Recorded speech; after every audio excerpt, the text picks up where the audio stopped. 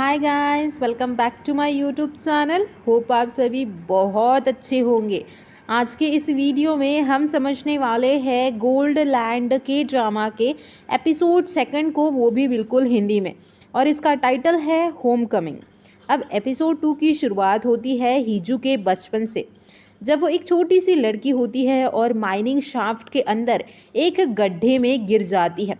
यहाँ पे उसकी आंटी और उसकी मॉम उसे बचाने आते हैं। उसे याद आता है कि कैसे उसकी माँ यो सुन उक हर बुरी चीज़ के लिए हीजू को ही ब्लेम करती थी।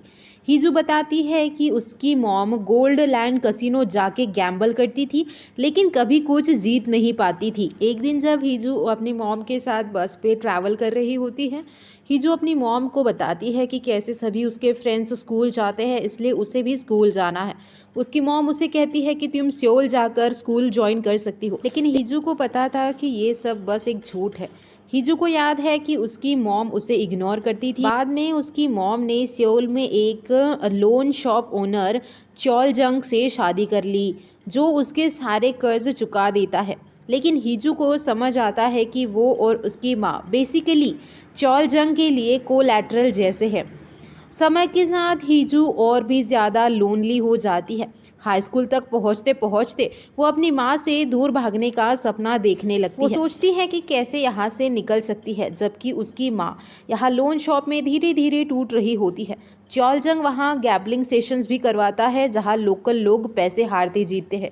एक दिन हीजू देखती है कि चॉलजंग एक आदमी को मार रहा है, क्योंकि वो अपना गैबलिंग का कर्जा चुका नहीं पाया। चॉलजंग हीजू को देख लेता है और उसके पीछे आता है। वो उसके साथ गलत हरकत करने की कोशिश भी करता है, लेकिन हीजू उस पर अटैक करके वहाँ से भाग जाती है। थोड़ी दूर भागने के बाद में हीजू को फ़ोन बूथ नज़र आता है। वो अपनी माँ को कॉल करती है और उससे सब कुछ बताती है और कहती है कि वो घर वापस नहीं आएगी। वो अपनी माँ से हेल्प मांगती है, लेकिन उसकी माँ उसकी मदद करने से मना कर देती है। यहाँ पे वो उससे कहती है कि कुछ दिन तुम अपने आंटी के पास रहो। प्रेजेंट टाइम में हम देखते हैं कि हीजू वापस काम पर लौट आती है, जब वो वैन और कास्केट को माइनिंग शाफ्ट में छोड़ चुकी होती है। अब यहाँ पे वो काफ़ी ज़्यादा टेंशन में नज़र आती है। वो घबराई भी हुई है। यहाँ पे वो टेरेस पे आके सभी हॉस्पिटल्स में पूछताछ करती है अपने बॉयफ्रेंड के बारे में। तभी यहाँ पे उसे उसकी कलीग बताती है कि एयरपोर्ट पर पुलिस आई है, इसलिए उसे नीचे चलना है। अब यहाँ पे पुलिस आती है, कास्केट के बारे में पूछताछ करती है, और जब कास्केट की सिक्योरिटी चेकिंग हो रही थी तो हीजू वहाँ पे स्कैनिंग पर बैठी थी, इसलिए हीजू से काफ़ी सारे सवाल किए जाते हैं। लेकिन उसकी जो सीनियर है यूजिन, वो हीजू की साइड लेती है। बाद में उन्हें कॉल आता है कि दो क्योंग यानी कि हीजू का बॉयफ्रेंड एक हॉस्पिटल में है। पुलिस वहाँ से हॉस्पिटल की ओर निकल जाते हैं।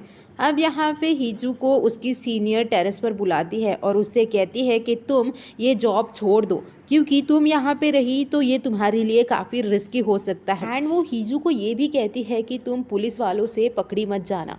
देन यहाँ पे हीजू चली जाती है हॉस्पिटल अपने बॉयफ्रेंड दोक्योंग को देखने के लिए। लेकिन हॉस्पिटल रूम के बाहर एक पुलिस वाला पहरेदारी दे रहा होता है, लेकिन जैसे ही उस पुलिस वाले को कॉल आता है वो वहाँ से चला जाता है एंड हीजू अंदर चली जाती है। एंड दोक्योंग की हालत देखकर वो काफ़ी सहम जाती है। दोक्योंग उसे कहता है कि उस कास्केट को सेफ रखे, क्योंकि उसे लगता है कि उस कास्केट में ड्रग्स हो सकते हैं। हीजू उसे बताती है कि उस कास्केट में ड्रग्स नहीं है, बल्कि 100 के आसपास गोल्ड बार्स है और हर एक गोल्ड बार 10 केजी का होगा।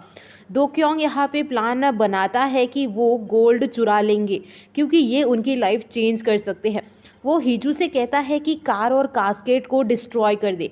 खुद पुलिस के सामने वो सरेंडर करेगा और बोलता है कि ज़्यादा टाइम वो जेल में नहीं होगा, क्योंकि गोल्ड उन्हें मिल ही नहीं पाएगा, इसलिए वो जल्दी ही जेल से भी छूट जाएगा। वो हीजू को चुप रहने और हाइड होने को भी बोलता है। हीजू दोक्योंग के इस प्लान के बारे में ही सोच रही होती है। हीजू अपने होम टाउन जाकर माइनिंग शाफ्ट के पास गोल्ड को ज़मीन में दबा देती है। अब यहाँ पे दोक्योंग ने उससे कहा था कि गोल्ड काफ़ी भारी हो सकता है, लेकिन उसके अकेले के लिए ये थोड़ा मुश्किल भी है, लेकिन इम्पॉसिबल नहीं है।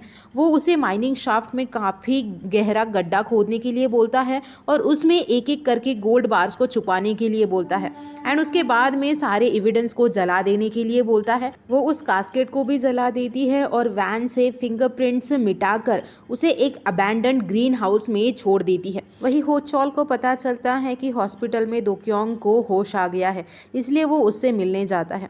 उसे पता है कि हो चॉल को होश आ गया है और उसे वो धमकाता है, जिससे कि वो डर के मारे अपनी आंखों को खोल देता है।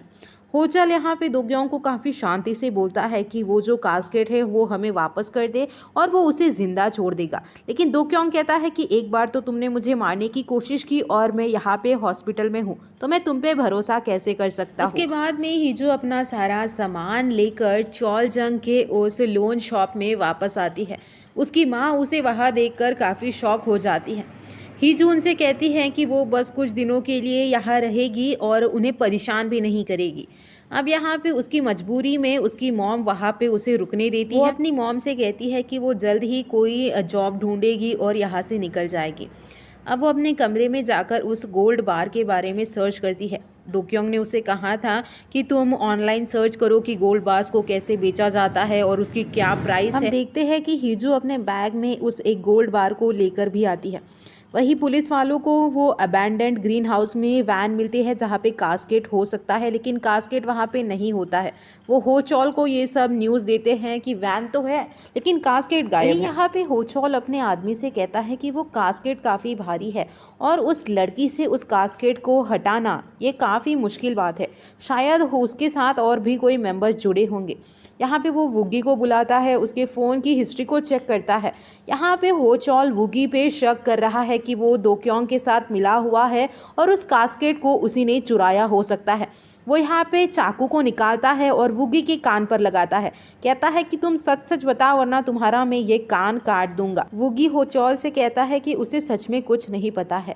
सो होचॉल उसे बाद में छोड़ देता है। यहाँ पे होचॉल का जो दूसरा पार्टनर है वो उससे कहता है कि वुगी काफ़ी भरोसेमंद है और वो हमारा विश्वास नहीं तोड़ेगा।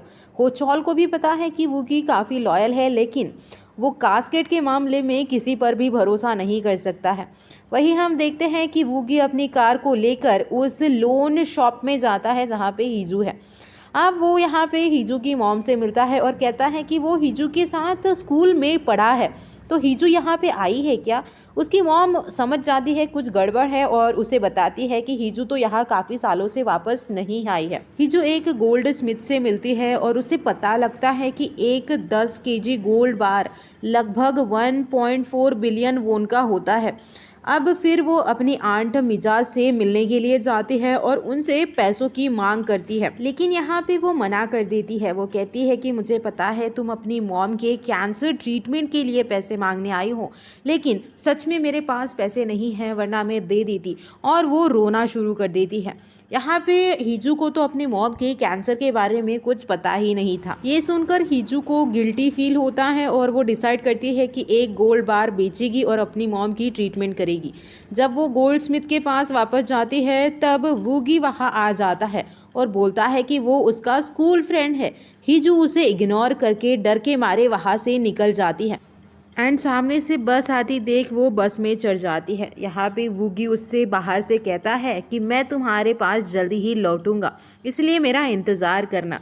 यहाँ पे लोन शॉप पे हम देखते हैं कि एक गोल्ड ट्रेडर मिस्टर जांग हिजू की मॉम के साथ गोल्ड के लिए बार्गेनिंग कर रहे होते हैं और ये सारा सीन हिजू देख लेती है। उसे पता है कि ये जो मिस्टर जांग है वो बस गोल्ड के लेन देन में ही काफ़ी एक्सपर्ट है। यहाँ पे वो उनसे एक गोल्ड बार के बारे में पूछती है कि वो 10 केजी का है, आप क्या उसे ले सकते हो। यहाँ पे वो कहता है कि हाँ मैं उसे ले सकता हूँ, क्या मैं उसे एक बार देख सकता हूँ। और वो हिजू की बैग को छीनने की कोशिश करता है। हिजू उसकी आंखों में पेपर स्प्रे मारकर वहाँ से भाग जाती है। अंदर जाकर हिजू अपनी माँ से लड़ती है और उसके कैंसर ट्रीटमेंट के बारे में बात करती है, लेकिन उसकी मॉम हॉस्पिटल जाने से मना कर देती है क्योंकि उनके पास उतने पैसे नहीं हैं कैंसर ट्रीटमेंट के लिए। चाहे वो 1 महीने में मरे या फिर बस 10 दिन में, उसे कोई फ़र्क नहीं पड़ता, लेकिन वो हॉस्पिटल जाने से इनकार कर देती है। हिजू उससे डायरेक्टली कहती है कि कल आप 9 बजे रेडी रहिए, मैं आपको हॉस्पिटल लेकर जाऊँगी। यहाँ पे रात को वुगी उस लोन शॉप में घुस जाता है। वो हिजू के कमरे में जाता है, लेकिन हिजू वहाँ पे नहीं होती है। पीछे से हम देखते हैं कि हिजू एक गन को वुगी के सर के ऊपर लगाती है और उससे कहती है कि यहाँ से चुपचाप चले जाओ वरना मैं ये गन को दबा दूंगी और तुम यहीं पे मर सकते हो। यहाँ पे हिजू को वोगी कास्केट के बारे में पूछता है और टीम अप करने को बोलता है। हिजू उसे मना करती है लेकिन वोगी उसे नॉकआउट कर देता है और वो गन को ले लेता है। एंड में यहाँ पे वो हिजू के बैग को भी चेक करता है और हिजू के बैग में वो 10 केजी का गोल्ड बार देख लेता है और यहीं पे आज का एपिसोड हमारा ख़त्म हो जाता है।